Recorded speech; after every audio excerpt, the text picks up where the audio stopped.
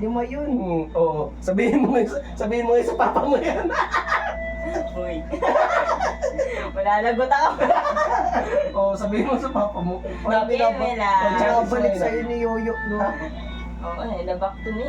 Ano mo? Nabak to, Athena eh. Wala na, magiging Team Cebu na yan. Ano siya, Team Laguna. Buti na lang nasa kami, loyal kami sa Bulacan. Si Yoyo. Tumungtawa. Kano mo? Yung mga Team Laguna, hinata mo na magpapapunod sa Bulacan. Anong team ka na? Mga Diba? Tahimik na Kami ba?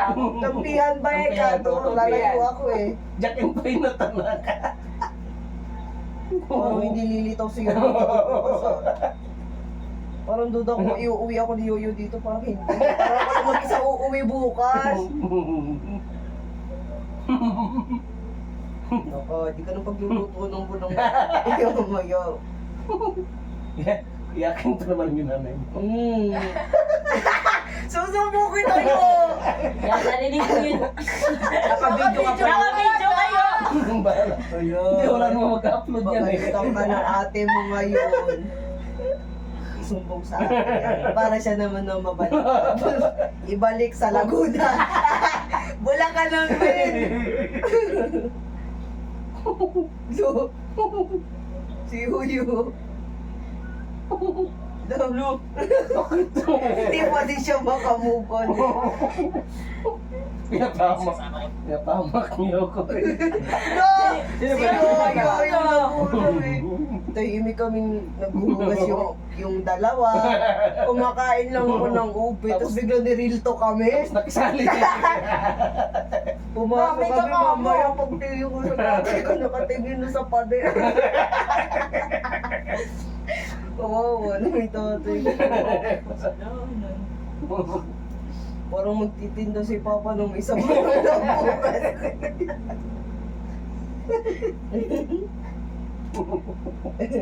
Parang kahit walang biyahe si Papa, biyahe na siya eh. Alis na ako pa eh. Biglang tatawag ng tugon, no? Meron palang biyahe. Ay naku. Tabi muna natin si Papa dito. Wala ata siyang katabi ngayon eh. Tabi muna kayo, Rio. Ikaw may kasalanan eh.